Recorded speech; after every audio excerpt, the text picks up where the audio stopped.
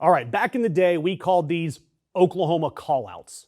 And what they were was anyone at the end of football practice could call out another player on the team.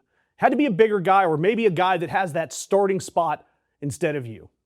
You know, the one that you should be able to beat.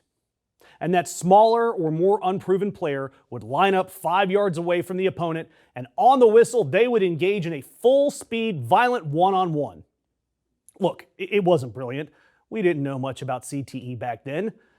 But right now, we have seen a candidate for the United States Senate essentially challenging his opponent to the same thing.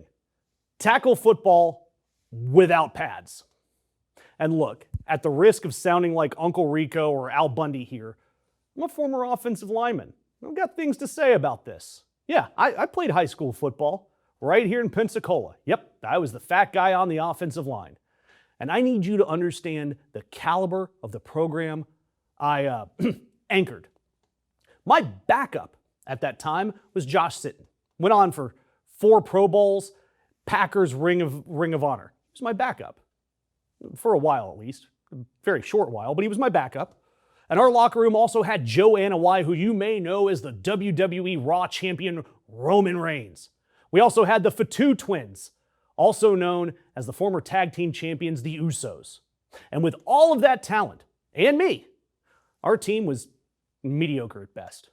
Which means somewhere in that locker room, I was likely the problem. I made peace with it, mostly. Except around Thanksgiving, I'll still talk about my footwork like Uncle Rico talks about state. But back to the political football here. In Michigan, Mike Rogers, the 63-year-old Republican Senate nominee, went on Hannity and announced that Abdul El-Sayed is, quote, advocating doing away with our fireworks, football, the 4th of July. You can almost hear a collective gasp across Michigan for all the things he spends time hating on. I mean, when I go back, I want to, make sure we're protecting our faith and our families and our factories and our freedoms, while he's advocating doing away with our fireworks, football, the 4th of July. Yep. It's all canceled. All if one guy with a different sounding name wins an election. The 4th of July, folks, and football. Yet, the 41-year-old El-Sayed has been asking, begging, for 5 debates. He's getting crickets. So, he took to the internet and fired back, saying, since you're too afraid to debate me, how about you hold me accountable on a football field instead? Tackle, no pads, like we used to play when we were kids. So, tough guy Rogers, his campaign, accepted neither the football violence nor the likely debate stage violence.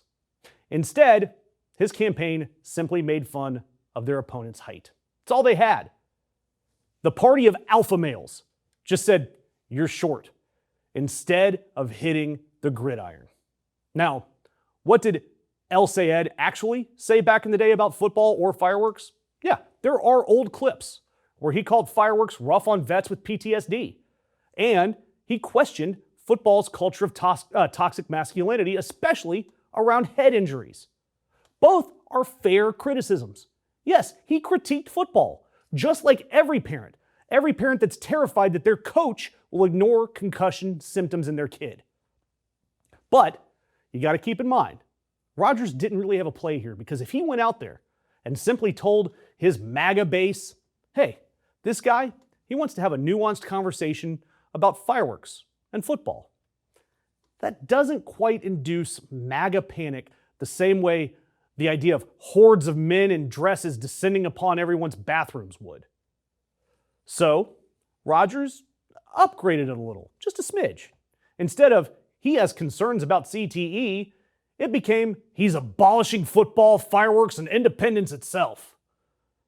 Next week, this guy will be accused of wanting to ban gravy, cancel Saturdays, and personally deflate every football in the great state of Michigan. Oh, another Michigan guy already did that part. Sorry, Tom. Anyway, I want your predictions. What is the next imaginary MAGA monster that they invent by October? Give me the attack ad that you're expecting, the fake thing that Democrats are allegedly going to ban next. Drop it in the comments. You guys are hilarious. I can't wait to read what you guys have there. But look, the whole story here is that the Republicans, they don't have an answer. They have no earthly idea what to do with a guy like this. El-Sayed is young. He's popular. He is a literal medical doctor, Rhodes Scholar. He ran Detroit's health department. His politics, yeah, they're well to the left of anything that these guys have ever practiced against, which seems to be what America is asking for right now. And look, they can't tarnish his record because his record is the doctor that helps people. So instead, they just invent a cartoon. And this fictionalization isn't just coming from Rogers, because Trump himself has been raging at the same type of invisible monster all week. He is threatening federal intervention to stop New York City from taxing rich people for their $5 million second homes. And he posted this absolute masterpiece about Mont Donnie's New York. And the line in there that kills me, quote, radical left jihadists charge congestion pricing on top of everything else. Jihadists over a toll. And I know we all have used jihadist as the violent person trying to convince someone to join their religion, but a quick vocabulary lesson, because words do matter.